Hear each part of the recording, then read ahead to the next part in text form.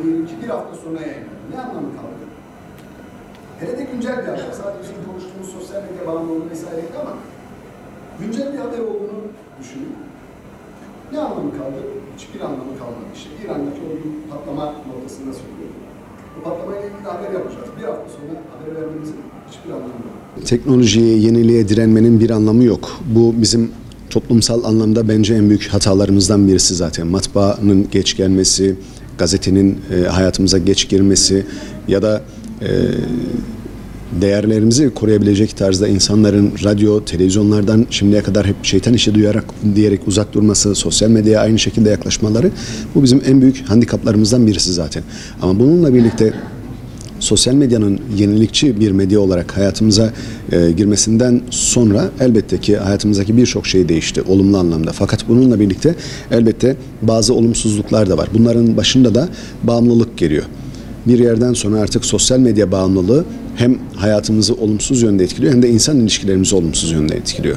İşte bu bağımlılıktan kurtulabilmek için bazı şartlar var. Bunlardan birincisi de kendi düzenimizi kurup sosyal medyaya bağımlı kalmadan belirli saatler zaman dilimi aralığında sosyal medya kullanmak. Ama bunun da ötesinde yine en büyük zararlarından birisi sosyal medyanın mental sağlığımızı da olumsuz etkilemesi. İşte bir paylaşım yaptığımızda kaç kişinin beğendiğini çok fazla önemsiyoruz. Ya da bir yorum geldiğinde, olumsuz bir yorum geldiğinde, diyelim bir profil fotoğrafınızı paylaştık.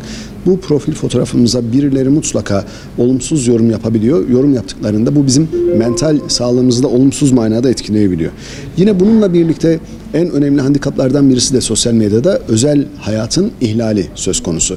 Yani bugün dışarıda bir canlı yayın yapıyoruz dediğinde sizin orada belki arzu etmediğiniz şeyleri aleni bir şekilde başka insanlara ulaştırabiliyor ya da özel bilgilerinizi işte son zamanlarda E-Devlet üzerinden bile birçok bilginin çalındığı ve sosyal medya üzerinden satıldığı iddiaları vardı. Özel bilgilerinizi, yani özel hayatın ihlaliyle ilgili bilgileri sosyal medyanın en büyük handikaplarından birisi yine.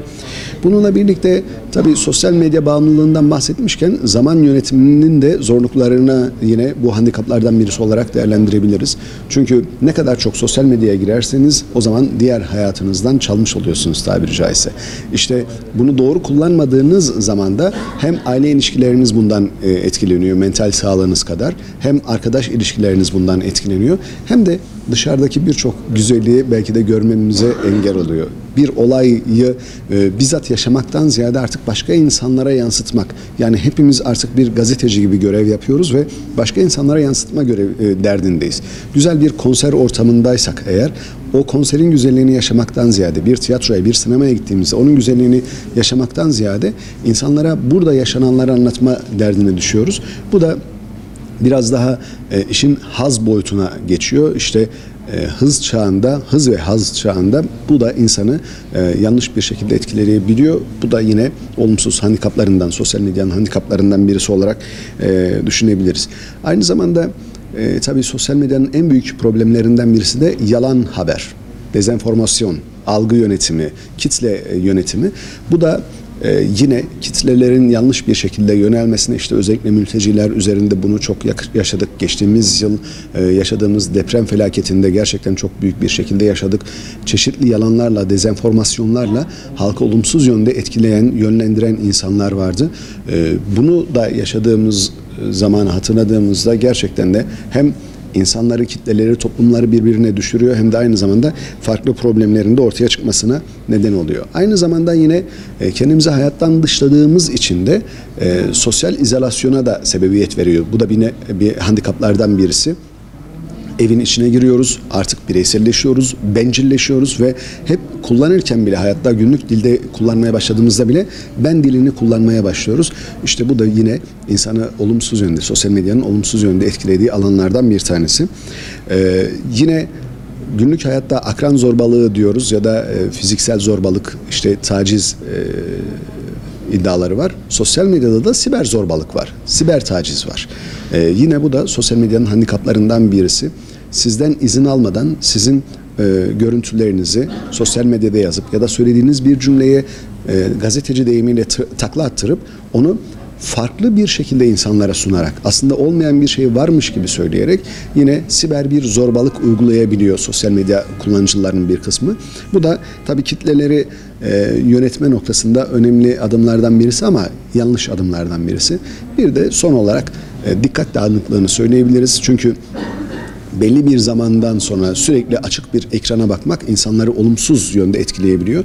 Bu olumsuzluklar da dikkat dağınıklığı, konsantrasyon bozukluğu gibi hayatımıza yansıyabiliyor. Tabii şunu söyleyebiliriz. Öncelikle sosyal medya kullanımını sınırlandırmamız lazım. Sonra haber aldığımız kaynakları doğru bir şekilde araştırmamız lazım ve dezenformasyona açık bilgileri hemen kabul etmeden acaba doğru mu diyerek farklı yerlerden de teyit ettirmemiz lazım. Bununla birlikte en önemli şeylerden birisi de aklımızın bir köşesinde bu haberi bize kim getirirse getirsin mutlaka bir soru işareti olması lazım.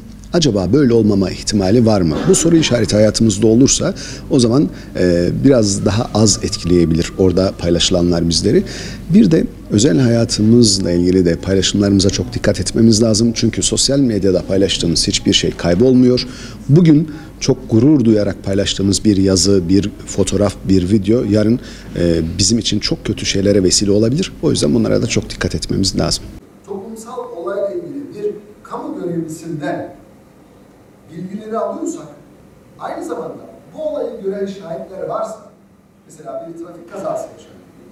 O trafik kazasını gören insanlar varsa onlardan da bu bilgileri almamız gerekir.